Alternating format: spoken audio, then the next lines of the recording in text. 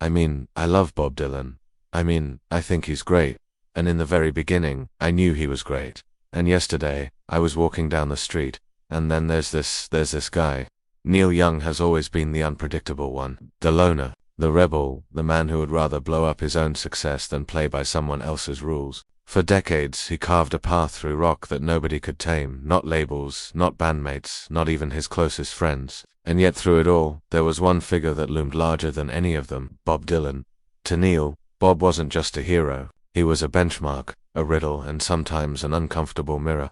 So when Neil Young, now pushing 78, sat down for what might be one of the last truly open conversations of his life, and finally let slip the full truth about his relationship with Dylan, fans everywhere leaned in closer, because this wasn't about the concerts or the bootlegs or the magazine covers that plastered their faces next to each other in the 70s. This was about the secrets that had been buried between the lines, the quiet resentments, the grudging respect, and the moments that made Neil question what the cost of greatness really was. Goes back, Neil says, to a tiny upstairs room in Winnipeg where he'd sit, guitar on his lap, staring at the album covers of Dylan's early records like they were sacred relics, freewheeling, bringing it all back home. Highway 61 revisited. Every lyric felt like a door creaking open to a world where a scrawny kid with a shaky voice could move mountains. Neil remembers the first time he tried to write a protest song, how the words wouldn't come, how every verse felt forced.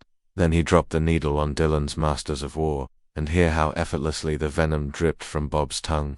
I realized then, Neil says now, it wasn't about being perfect. It was about telling the truth.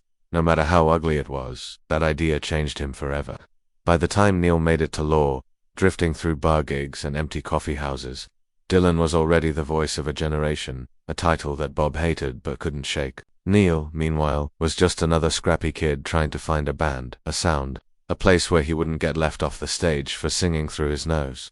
Then came Buffalo Springfield, then Senny, and suddenly he was being called the Canadian Dylan. At first he was flattered, but it didn't take long for the weight of that label to feel like a stone around his neck. People wanted me to be Bob, Neil says now. But I couldn't be Bob. Nobody could. Their first real encounter is one Neil never forgot. It was backstage at a festival in '69. Dylan was there, all curls and cigarette smoke hidden behind a wall of hangers-on. Neil, flushed from a roaring set with Springfield, got the courage to approach him. I wanted to say thank you, Neil says. Instead, I asked him about the meaning of one of his songs, Visions of Jana. I thought I'd get something profound. He looked me dead in the eye and said, "What's it mean to you?" And then he walked away. Neil laughs. But there's a sadness in his eyes even now. That was Bob always slipping away when you thought you had him pinned down over the years. Their paths crossed in a way that only rock legends lives do. Like two restless comets orbiting the same distant star in the 70s when Neil was recording Tonight's the Night, drowning in grief and tequila. Dylan was off in New York, cloaked in secrecy, writing Blood on the Tracks, his own breakup album. His own bloodletting. Fans like to imagine they talked about it, but they didn't. We didn't sit around and pour our hearts out. Neil says we drank, we jammed, we lied to each other's faces about how good we were doing. Sometimes they'd share a bill. Neil remembers one festival where Bob went on before him, playing an acoustic set so raw and confessional that Neil nearly refused to go on. How do you follow that? He mutters. You just stand there, no tricks, no crazy horse, no distortion, and he'd tear the skin off the room with a harmonica and a story about the end of the world.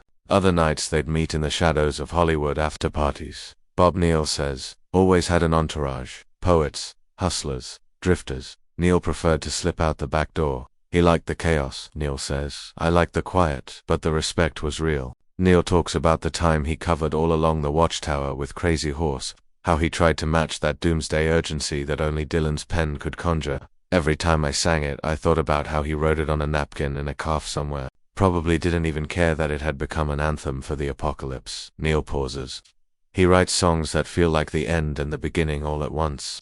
The rivalry, though, was always there. Sometimes playful, sometimes barbed. Neil confesses that when Dylan went electric, he envied him. When Bob drifted into country, Neil mocked him in private. When Dylan found God and started preaching from the stage, Neil shook his head, whispering to bandmates that Bob had finally lost the plot. But the truth is, I was jealous. Neil says now, jealous that he could blow everything up and people would still call him a genius. If I did that, they'd just say I was nuts. Then there were the women, both of them serial heartbreakers in their own ways. Neil just hints that they might have loved the same woman once. He won't say who, but he does say it changed how they looked at each other forever. Some wounds never heal, he mutters, eyes dark. Some songs never get written. And so they drifted through the 80s when Neil was making synth albums that confused even his diehards. Bob was somewhere in the Midwest, standing at a pulpit telling the faithful they were all damned. In the 90s, they found each other again, sharing festival stages where the audience didn't care that both of them were older, grayer, rawer than ever. They cared that they were still alive. Neil talks about those shows like they were pilgrimages. We'd play our sets, then find each other backstage, just two old dogs comparing scars. But it wasn't until just recently that the real conversation happened. Neil doesn't say where. Somewhere quiet, somewhere where the cameras couldn't find them. Bob, he says, was frailer than he remembered, hands trembling a bit, voice low, and sandpaper rough. They talked about nothing for hours. Old tours, dead friends, songs they wished they'd never written. Then Bob asked him, "You think they'll remember us the way they remember the songs?" Neil didn't know how to answer. He still doesn't, because that's what stuns fans. The idea that these giants, these mythic poets of our age, worry about being forgotten. Neil admits he's scared too. Scared that the verses he bled for will get chopped up into TikTok clips, stripped of their meaning. Scared that kids will hum Heart of Gold without ever knowing what it cost him to write it. And more than anything, scared that when Dylan's voice finally goes quiet, the world will lose the last true prophet it ever had. Yet in the same breath, Neil laughs. He's still out there, he says, still mumbling through the verses, still rewriting the endings. You'll never pin him down. That's his gift and his curse. Neil tells fans not to mourn Dylan, not yet. Instead, he says, listen closer. The truth is, still there, buried between the lines, in the pauses, in the way Bob lets a chord hang in the air like an unspoken confession. And if you really want to honor him, do what he always did. Tell the truth, no matter how ugly it is. Write your own story. Smash your own myths. Keep moving. That's what Neil's doing now.